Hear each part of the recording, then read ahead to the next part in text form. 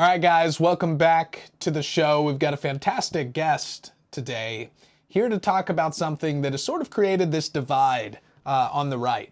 On one hand, you have the pro-lifers who've carried the fight against abortion for the past 50 years, who believe that the best way forward is to sort of spread the field, play the cards right, be sly as a serpent, innocent as a dove.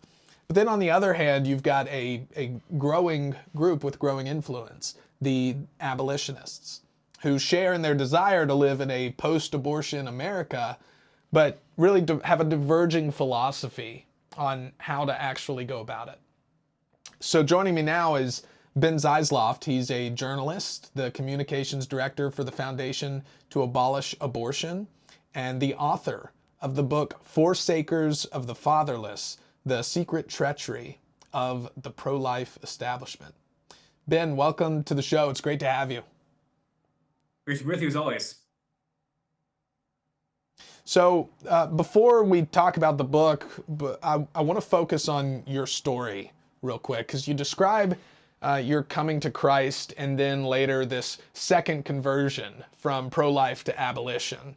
And a lot of people hear pro-life and abolition and assume they're kind of the same thing, but explain what the difference is and what opened your eyes to that switch. Certainly, I think most people in the United States, certainly most Christian conservatives, would call themselves pro-life. To them, that means they want to end abortion. And it took me just learning and examining the political landscape to realize that a lot of groups that call themselves pro-life don't necessarily actually mean that same thing. A lot of pro-life groups start out with a really good intention of, let's try to chip away at abortion as much as we possibly can. And unfortunately, just more and more layers of institutionalized thinking, ideological siloing filtered in, starting to say that women are categorical victims of abortion, which I'm sure we'll get into, and really just combine themselves with the GOP establishment. So instead of representing the interests of the grassroots Christian conservatives to lawmakers, really they're stewards of the lawmakers and giving them cover as they basically slow walk as much as possible efforts that seem pro-life but actually aren't, actually delaying the abolition of abortion. So there's this growing movements in the United States of Christians who are seeing this, who say, why don't we just go back to the Bible? I think that's actually the main divide between the pro-life world and the abolition world is, do we actually build the foundation of what we're doing on what does the Bible say? What does the Bible say about, yes, preborn life, but also political engagement, on the role of the civil magistrate, the role of civil government? That's what I think is the main divide between abortion abolition and the conventional pro-life world. Not that everybody who calls themselves pro-life doesn't think like that, but you're starting to see a desire to be more explicit and stand on the word of God and fight abortion from that foundation. So obviously you became heavily convicted of this distinction because you wrote a book about it. What was that moment for you where it wasn't enough to just be an abolitionist or just be pro-life, but you very clearly wanted to persuade and speak in love, to grab the pro-lifers' ear and introduce them to that perspective? What drove you to that? Yeah, certainly. I think a very formative experience in my life is being at the abortion mill in Philadelphia. I've been a couple of major abortion mills for the past 7 or 8 years, mostly on Saturday mornings, things of that nature. So talking to moms, talking to dads who are actively killing their babies, murdering their own children, under cover of law, completely protected, paying money to do it, paying a doctor money to rip their children apart or obtaining abortion pills. I just started to realize that, as long as we don't actually ban it in the laws and treat it as homicide, which we're saying it is, this isn't going to stop. We can regulate abortion, we can make it slightly harder to obtain an abortion, but ultimately it's going to shift demand around. So if you regulate one type of abortion, one method, it's just going to encourage more people to adopt another. So really the fundamental thing we have to do in the United States is recognizing if we believe abortion is murder, we should criminalize it as such. That is the basic foundation, on a legal base of the abolitionist movement, is equal protection of the laws for preborn babies. The same laws to protect you and I as born people from murder should protect preborn people as well. And really just, honestly hearing from friends who were in the pro-life world, actually got fired from pro-life organizations for being too explicitly Christian. That was a big influence as well. Just seeing, of course, just growing in the church, you think that any group that has pro-life in their name, references Psalm 139 is automatically going to be, fighting abortion the right way. It's just simply not the case. And, as from being involved in politics as well, it's true on a lot of issues. The establishment likes to make false groups to pretend to fight a battle so they don't actually have to fight it. Those same dynamics are at play with the crucially important battle of abolishing abortion and protecting babies in this country. And why you mentioned this friend of yours got fired from a pro-life organization.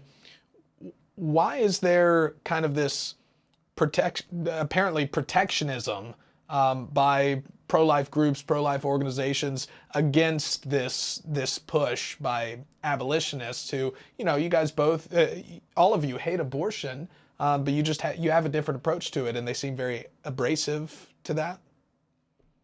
Yeah, I believe so. Yeah, and it's hard to read heart motives. I hear a lot of people say that, oh, it's because they're making a lot of money. And sure, there are definitely pro-life leaders who make 300, 400, $500,000 a year to fight abortion, not to actually end abortion. But I don't. Maybe there's some people who are like that. I don't think that's the main motivation. I think a lot of it is just the basic human bent toward pride, toward institutional thinking, toward protecting an orthodoxy.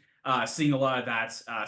These ideas, such as especially the idea that all women are automatically second victims of abortion, which has really been more challenged in recent years with things like Shout Your Abortion, where you see women on the internet, dancing around with abortion pills or running into the abortion clinic, cursing people out. And I've seen it with my own two eyes as well, just in my own anti-abortion ministry. Those sorts of orthodoxies of saying that woman just doesn't exist. Every woman who has an abortion is an automatic, damsel in distress sort of thing. I think, in light of those orthodoxies being challenged, you're seeing a lot of doubling down, which is really sad and unfortunate. We'd love to have a lot of, pro-life establishment organizations, longtime pro-life groups on our side fighting for immediate abolition with us, but we're just really not seeing that yet. Yeah. Well, I like the point you brought up about the women, the shout your abortion sort of sentiment.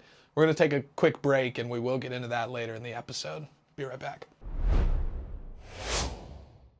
Welcome back. We're here with Ben Zeisloft, author of Forsakers of the Fatherless. Ben, when you write this book, this abolitionist book, you organize the vision of abortion abolition around an acronym, GATES, GATES. Walk us through that acronym and what it means to fight this battle in a way that honors God. Certainly. As I mentioned before, the main divide is, do we actually not just slap Christianity on top of what we're already doing in the pro-life world, but actually define what we're doing from the foundation of Christianity? So Gates covers elements like, are we doing it through the church, which is the T, for example? Is this a mission of the church and not a fundamentally political movement? Of course, there's politics involved, but is this God's people rising up and trying to do justice in the world? Or another good example is A, so align providentially. So are we seeking our own wisdom? Are we basing our work on our own wisdom? Are we trying to obey God and trusting Him to do His work as a response to that? And really, seeking His blessing, what we're doing by obeying Him, concerning actually bringing about what He says on abortion into the world, into legislation, into politics.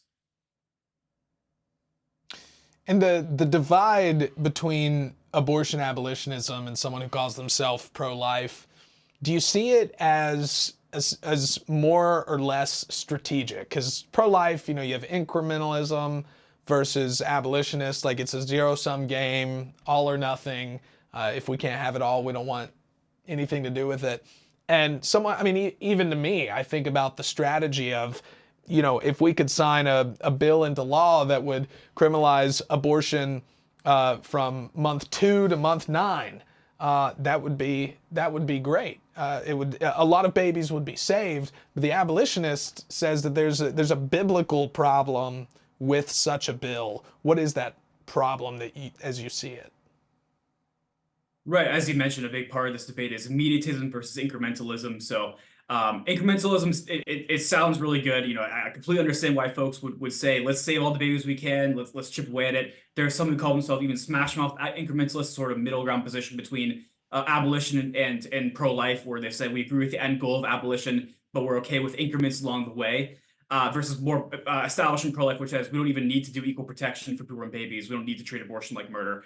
But I think that the problem with incrementalism, which by the way is maybe a better way to think of it, is regulationism. So trying to regulate abortion, trying to, as you mentioned, restrict certain methods of abortion or timelines of abortion. So if you restrict abortion in the second or third trimester, what that does is it pushes more people to have faster abortions and more convenient abortions really in the first trimester, more than it does actually save a large swath of babies. So there's some practical concerns there, but fundamentally, as you mentioned, it's a biblical argument of, if you read the Old Testament, read the Pentateuch, God constantly talks about this concept of partiality or impartiality, which in our context is, do we discriminate? Do we actually legislate based on who a person is? Do we provide more protections for a person if they're older in the womb versus younger in the womb? If they're past viability versus before viability, if they have a heartbeat versus not having a heartbeat, we would say there's actually a biblical prohibition against giving protections to some but not others. We have to treat, if we're actually going to, stay consistent with uncompromising principles, we have to treat all persons made in God's image as the same. And because they're equally valuable, they need equal protection. And, you mentioned in the book, we'll get a little more into it in the next segment, but you guys introduce bills that are, it's the antithesis of incrementalism bills, equal protection laws, a complete criminalization of abortion through all 9 months. And you have personally witnessed and seen pro-life lawmakers, groups, organizations fight to kill those bills. I understand if you have a different strategic objective and you're saying, hey, we want to, the incremental. And I also understand that, politics is baseball, right? You have to play the game in some ways. But even in theory, if a bill is introduced to criminalize abortion, why wouldn't all pro-life lawmakers just immediately jump behind it, even if they know the bill's going to die and that it's not going to make it through, it's not going to get passed into law? That being the case, why not, from a strategic standpoint, be behind it? That's right. It's not just people who think we're moving too fast. It's people who disagree with our end goal. It's organizations that disagree with the end goal. So you're right. If you're saying that maybe I don't agree this is the best strategy to just go for it all at once, why would you countersignal the people who are doing it? Why not just let them give it the best shot they can and say, well, God bless you if you can do it, but I'm going to focus on other efforts. That's all we're seeing. We're seeing groups who are not only, hesitant to support immediate abolition, but actively opposed to it. So the book covers 8 different states, mostly red states, mostly states like Kentucky and Texas and Missouri, states with pro-life Republican governors, pro-life Republican legislative supermajorities in some cases, who are saying that, it's not time for abolition. And we actually oppose what you're trying to do. We don't think that babies should have equal protection, and we don't think abortion should be criminalized as murder. So as you mentioned, I've seen it with my own 2 eyes. I sat in committee hearings this year in states like South Dakota, where we actually had the votes to pass an abolition bill out of committee. And the night before, or, the day or 2 before, basically, a major pro-life group in the state lobbied 2 of our bill sponsors, not just supporters, but sponsors of the bill, and got them to flip their votes the night before the committee hearing, and then the bill failed by 1 vote, or two votes, I believe. But in any case, and also during the committee hearing, you had South Dakota Right to Life, Concerned Women for America, some of the leading pro-life groups in the state, but then also in the country, coming and testifying in person against the equal protection bill, against the bill to abolish abortion in South Dakota. So this is happening across the country. It's irrefutable at this point. It's why the conversation is happening. People who have for a very long time supported pro-life groups are asking questions like, what is my money actually funding? Is my money actually funding the end of abortion? Or is it funding those who think that that ending abortion is too extreme or too politically risky? So that's why. Well, apparently their money is. Yeah, apparently the donations are in part funding lawmakers to shoot down bills that would criminalize abortion. I just can't wrap my mind around that. Well, I can wrap my mind around it because all of sin falls short of the glory of God. We're sinful creatures. I can't really understand how they get away with something like that. How a pro-life group who makes millions and millions of dollars, for example, how they can go to work behind the scenes like that and no one really bats an eye. Right. I think like so many other issues in our national life, it's because the church has been asleep. We just haven't been paying attention.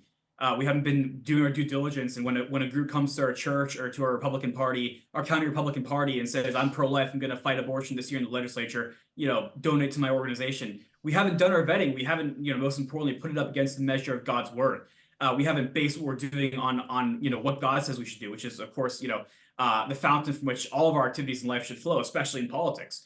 So I think, like so many other issues of American life, if the church wakes up, and I'm seeing the church waking up, and it's so encouraging on this issue. If we wake up and we actually go back to first principles and we actually critically examine if what we've been doing for a long time has been in alignment with those principles, with those commands from God, we'll start to see a major sea change.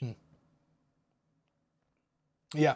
We're going to get into some of the states in specific that you talk about in the book after this quick break. Welcome back. We're here with Ben Zeisloft. So Ben, the way your book, Forsakers of the Fatherless, is written, the chapters correspond to states around the U.S. where An abolition bill is introduced. We talked a little bit about this. An abolition bill is introduced, a pro-life group or lawmaker shoots it down. You mentioned some of the states where this has happened. Where are some of the other states that this is happening, and what specifically is at play? Yeah, certainly. My book covers, I believe it's 6 red states and 2 purplish states. So North Carolina and Arizona being the more purple states. But yeah, it's mostly states with, like I said, conservative pro-life supermajorities where apparently a bill to abolish abortion, treat abortion like murder is just considered too extreme by the establishment. Another really good example of, I'll give you a concrete example of this. In Louisiana in 2022, so about a month before Roe was overturned, around the time where we received the Dobbs leak from Samuel Alito, and it had the clue that abortion was about to be, or Roe was about to be overturned at the federal level. There was a group of Southern Baptists actually in Louisiana who had an equal protection bill. It was House Bill 813, if folks want to look it up, where they got it passed through committee 7-2, so flying colors through committee. Just the 1 or 2 Democrats who were on committee, of course, voted against it. And they actually had the votes to get it through the House, of Representatives in Louisiana.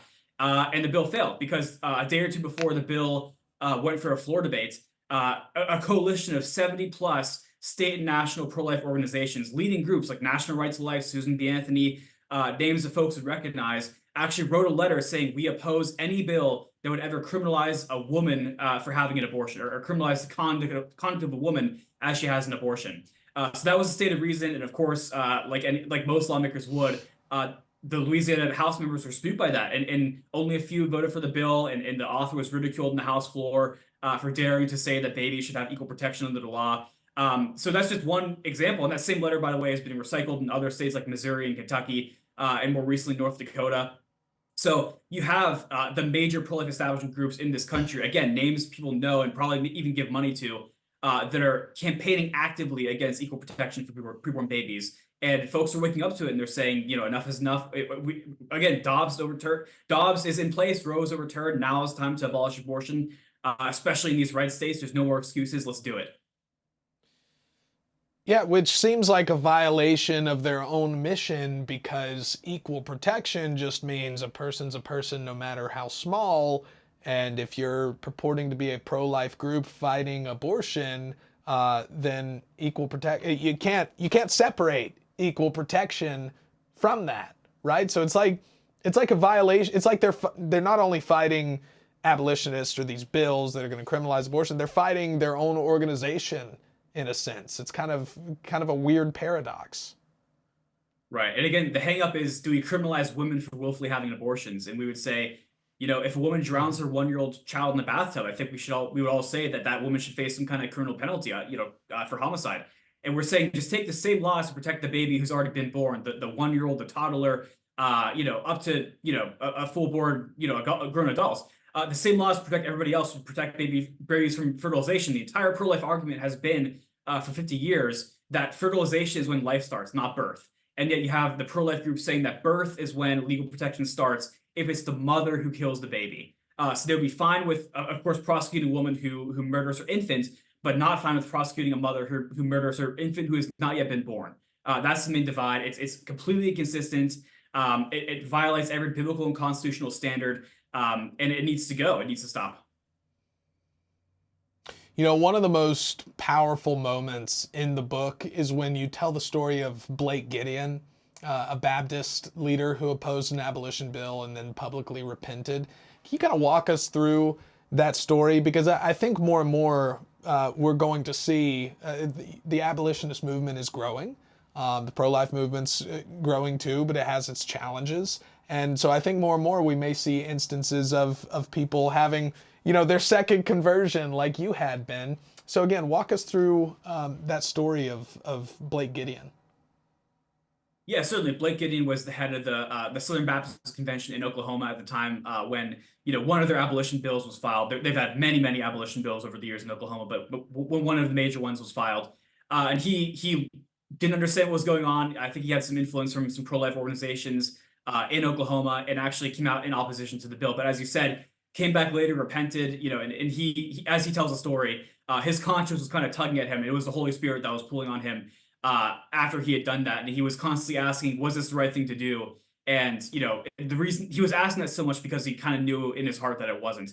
So these days, that was years ago that he kind of publicly repented of that. These days, he's a solid voice for abolishing abortion in Oklahoma, remains involved. But there's a lot of leaders like that, as you're saying, especially as time goes on. Even a couple of the organizations that signed that Louisiana letter 4 years ago, one of them, Life Issues Institute, actually recently publicly recanted having signed that letter, removed their name, and put out a statement saying, we now support equal protection. And we know a few other groups who are kind of considering moves like that. So as you said, this movement is growing, and people are coming around and seeing how it just aligns with the Bible, with what we should be doing as anti-abortion Christians, and they're willing to say it publicly more and more. Well, Blake Gideon needs to run for office, because I don't think I've ever seen an elected official who said, I'm wrong and I'm sorry and God please forgive me. So Blake Gideon needs to, definitely run for office. That would be a first. A politician with convictions. Who thought? What do you think that story tells other pastors or other leaders with influence who may feel like they're on the wrong side of this, or that they've been on the wrong side of it before? I guess, do you see more and more people who have a Blake Gideon experience, who kind of have this, as you stated, your second conversion? What's kind of the read in the political circle? Yeah, certainly. We're all sinners, as you mentioned. We all fall short of God's grace, and there are times where we all need to repent, and we need to recognize, hey, I was wrong about this. I'm sorry for supporting this position or doing this thing, and I'm here to turn around and make things right. But yeah, politically speaking, we're in an environment now where, especially after things like the death of Charlie Kirk, the church is really awakening and realizing that we have to be bold in our convictions. We have to be fearless. We can't play political 5D chess at every turn. We have to actually obey God and honor Him when we do politics. And especially the hour is late in this culture. We know from God's word that the shedding of innocent blood pollutes the land. That's the language that's used in the Old Testament, and actually provokes judgment on a people. So I don't want America to be judged. I don't think a lot of other conservative Christians do either. So how do we actually establish justice in the land? It's not by regulating abortion. Again, it's by abolishing abortion, treating abortion as murder. And I think, like you said, more and more political and church leaders are coming around to that position and willing to stand boldly on it. Well, I will say there is a logical consistency in the abolitionist view of things that doesn't really seem to be there in the pro-life end of things. Like we said, if a baby is a baby, and we're going to talk about this more in the show, but if a baby is a baby and a woman hires a hitman to kill her baby, if that baby's not right here, not in the tummy, if it's outside of the womb, and the woman did that, she's obviously going to go to jail. Not just she should go to jail, she's going to go to jail. And pro-lifers will use the location argument. A location doesn't determine your worth. Okay, so take that baby back inside the belly, and why should she now not face consequences for her actions? So there's a consistency with the abolitionist view that you don't get from the pro-life view, and I don't think that I've seen an answer to it, at least a satisfying answer to it, from the more pro-life establishment side.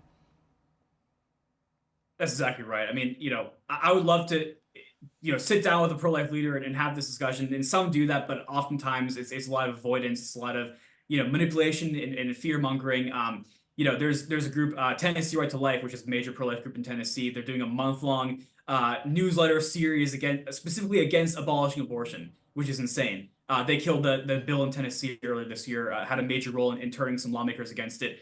And instead of just having a conversation openly in the public eye, sitting down with the leaders of the equal protection movement in that state and actually justifying their position, these newsletters are sending to their base, to their donors, are just like, these people are crazy, don't listen to them, they're too extreme, they're divisive.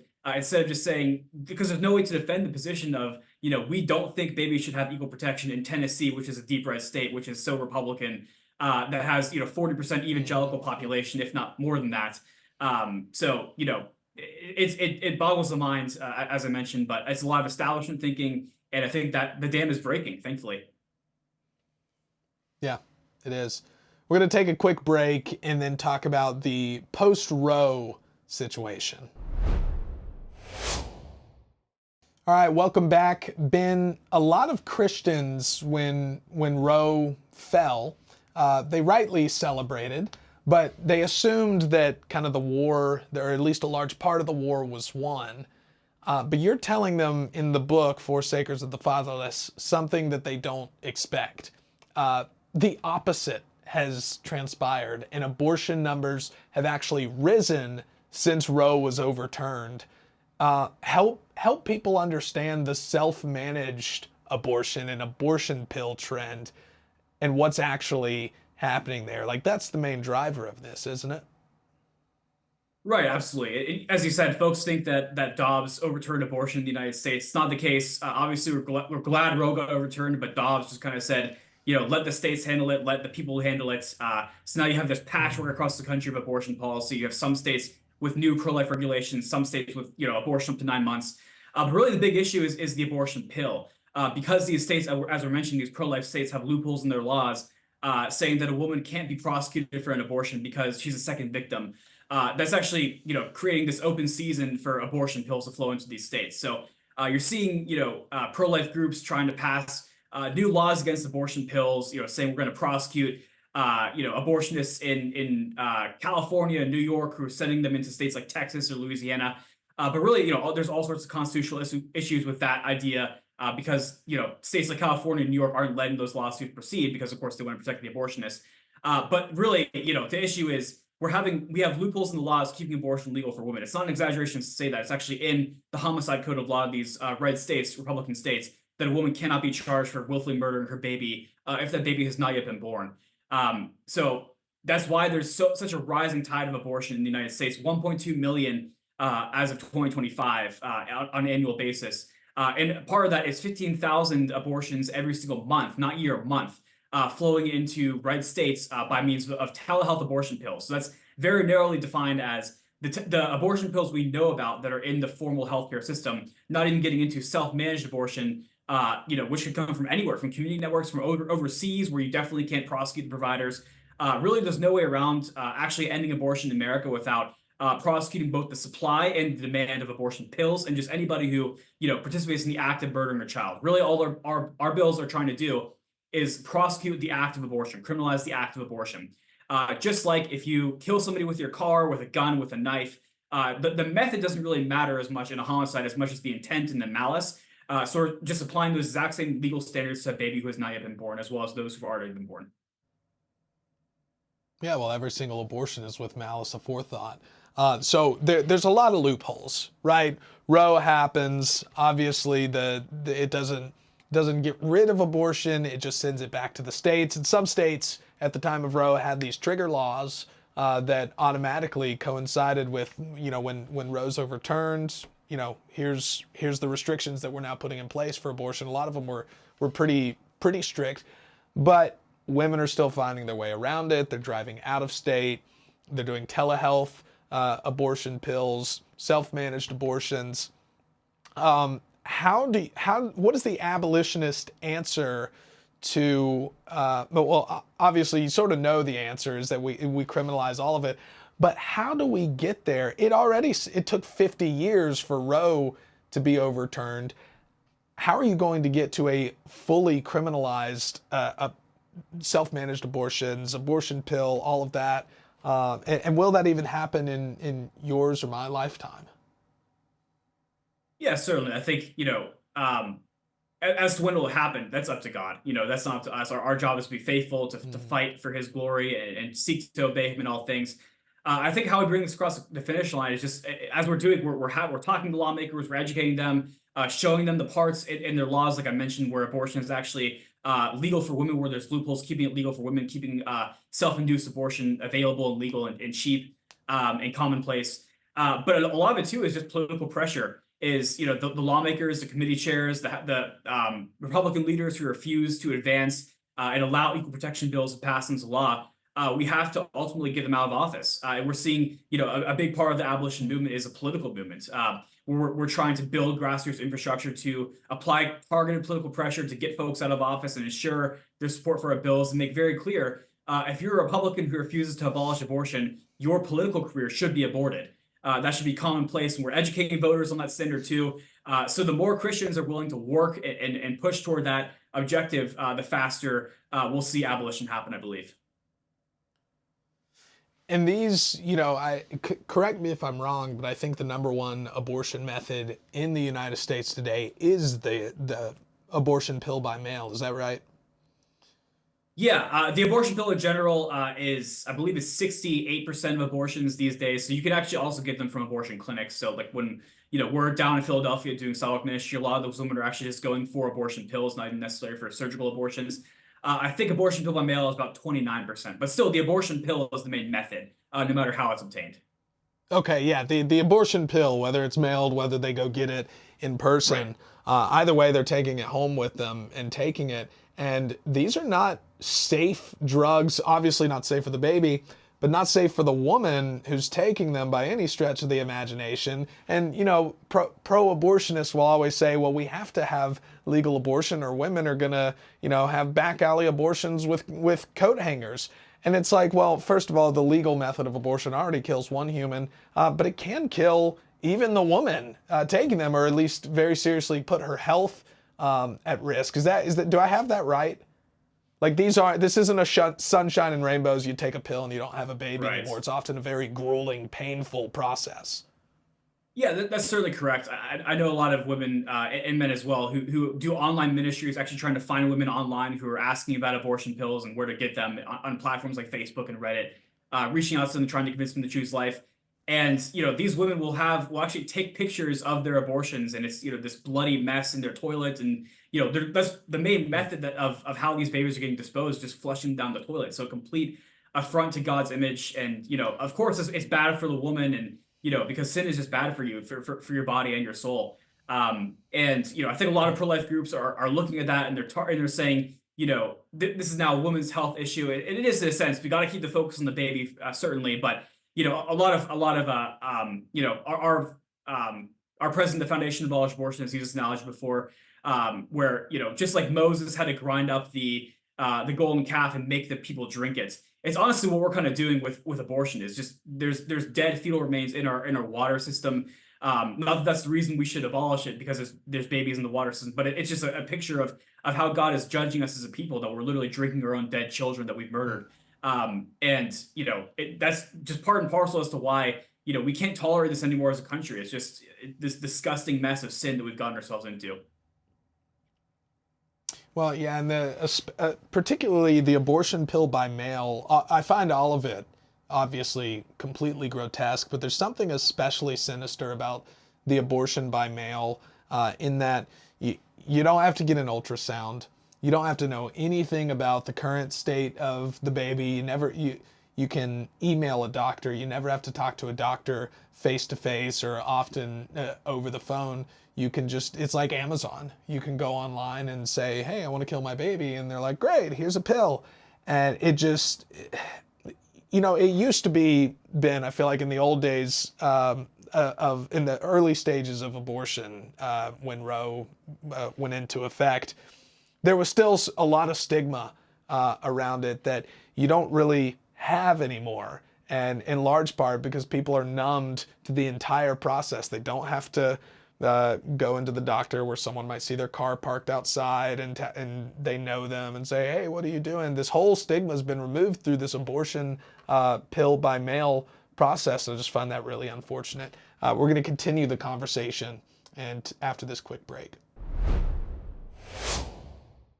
Welcome back.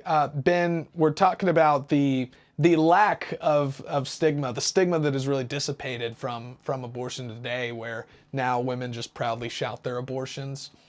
You don't shy away from your position that mothers who willfully kill their child bear real responsibility, whether in the womb or out. But this is just the concept of equal protection, that they should be prosecuted to the extent that the law allows, because it's a human. Why is that, and we've talked about it a little bit, why is that controversial among folks on the right who purport to be pro-life? Yeah, it's a great point about the loss of stigma. I've spoken to folks in their 70s and 80s who've been doing sidewalk ministry and anti-abortion ministry since Roe was put into effect, really. And the way that they tell the stories of abortion mills in the late 70s, early 80s is, basically every single woman would be going in just weeping, just sad, just really torn up about what they're doing. And nowadays, I see it on the sidewalks of like just mocking and flipping the bird and treating it like some big joke. And we see it online as well with the Shout Your Abortion movement. Like you said, abortion has been destigmatized because we've allowed sin to fester for 2 or 3 generations under legal abortion in the United States. And that's why this whole second victim debate has come up, where the longtime thinking has been in the pro-life world that women are always second victims of abortion. There's always some kind of coercive male or family member or situation behind them. And really, we would say, yeah, there are some women who are truly forced into abortion against their will. We've seen stories of men who take abortion pills and crush them up and like push them into their wife or girlfriend's throat while they sleep. Just really disturbing stuff. But most of the time, women are willful participants, if not initiators, of their own abortions, especially in this environment of self-induced, self-managed abortion. As we said, almost 70% of abortions in the United States are by the pill, probably going to be up to 90% in the next decade or two. And that's the vast majority of the time. It's women obtaining them, willfully opening the package, taking them, putting into their mouth, getting a sip of water, swallowing them, and expelling their own dead child. So that whole argument of a woman is always a second victim has not only failed to stay culturally relevant. I don't even know if it ever really was, because of course women know that they're pregnant with a baby. They're not stupid. But really, especially in this current legal environment, it's really been very dangerous because it's basically been the permission slip that's allowed abortion to continue in much of the country. And that's why there's, again, a lot of folks really questioning that establishment orthodoxy of the second victim narrative. Well, and again, this kind of there's a theme that I'm seeing, which is obviously the women are responsible, but there's a lot of cases in which weak, impotent men, and arguably the whole reason abortion is legal in the United States is because of weak and impotent men who don't care about taking a stand for the things that matter, who don't care about what's best for their girlfriend or their wife or whatever. And you talk about in your book, the concept that culture is going to flow downstream from the church, right? What the church does, the culture will follow. And if the church is loose and doesn't care, the culture is going to be loose and not care. So what does it look like for the church to steer the ship and not be steered by the popular culture? Right. Jesus said that we are the salt of the earth and the light of the world. That, if the salt is not salty, it's worth nothing but to be thrown on the path and tread upon. It's lost its saltiness, it's lost its value of preserving a culture of actually, stopping the rot and decay from spreading. Just like, in the ancient world, if you put salt into a piece of meat, it kept that piece of meat intact for longer. That's what the church is supposed to be in our culture. But as you mentioned, it's weak men, really. It's all of us who have failed to stand up. God made men to protect and provide for women and children, and failing to do that, husbands and fathers has brought us to this place as a culture, as well as just those in authority. I think God has called men, especially, to be civil leaders. So the men in high office who allowed abortion to go into effect with Roe and with other laws and stay in effect for 50 plus years. That's really what we have to address in order to actually fundamentally, turn the tide here. Yeah, good times create weak men create hard times create strong men, and strong men create good times. So I think we're in the strong men era. So I'm optimistic about where it's headed. And on that note, we're going to take one more break, and we'll be right back. All right, welcome back, everyone. Ben, despite all of the compromise that you document in your book, you rightly point out that God is on the move. And where do you actually see the hope right now amidst all of the awful, evil things that we witness daily and the entirety of abortion? Where and why are you hopeful? Yeah, I think the hope is in the church. Is God working through his church? As we were discussing, people are waking up. People are tired of the compromise. People are paying attention. Praise be to God. And I think the more the church notices, the more we can vanquish this evil and obey God and do what's right before him. And I think we're seeing that tangibly too. It's not just an abstract thing. When I was a reporter at the Daily Wire back in 2021, 2022, 2023, I was covering abortion abolition bills, equal protection bills, and in a lot of states, there were just one or two really bold lawmakers who were getting behind these bills, and often the bills go nowhere. This past year, the Foundation to Abolish Abortion, we actually had 130 lawmakers across the country signing on to our bills. This up from 58 lawmakers in 2024, so 2 years, more than doubling support for this legislation. New states, we were in 16 bills in 13 states this year, if I have my numbers correct. And in some state, Senate or House chambers, you have a third of the entire Republican caucus signing on to the bill. Just a lot of very encouraging momentum that would have been very unthinkable a couple of years ago. But I think God is just blessing the work, and His people are rising up and trying to do what's right.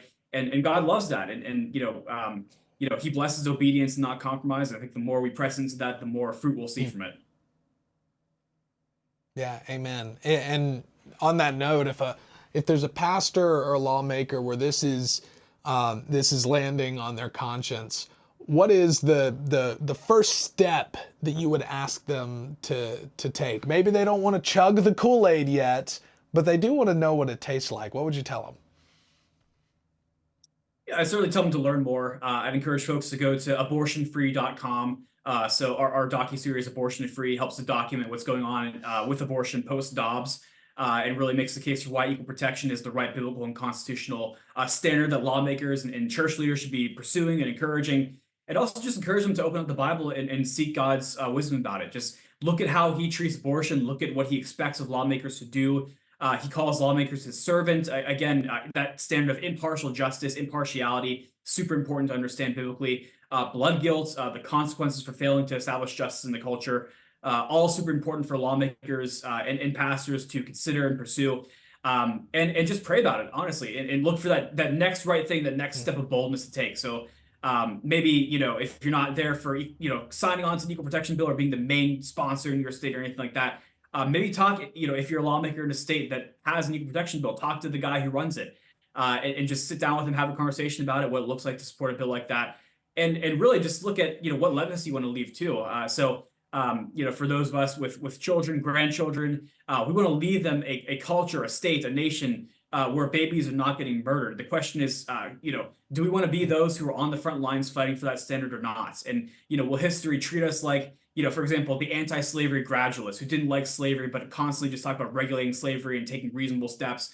Or are they going to treat us like the slavery abolitionists who, like Wilberforce, just fought tooth and nail to stop the slave trade, just boldness, just loving God, loving his neighbor. I know certainly, any Christian man worth his salt wants to be, in that category. And it's not about having our names remembered or anything like that, but just obeying God and doing what's right before Him, and blessing ourselves and our posterity as a result. Keeping our hand to the plow. Yeah, amen. Hey, Ben, thank you so much for joining us today. Real quick, plug your book. Where can people find it? Where can people follow you and the Foundation to Abolish Abortion? Yeah, certainly. The book is Forsakers of the Fatherless. You can find it at press.founders.org. You can follow Foundation to Abolish Abortion on all the social platforms, as well as our website, faa.life. And again, our free docuseries, Abortion Free, is at abortionfree.com, all one word.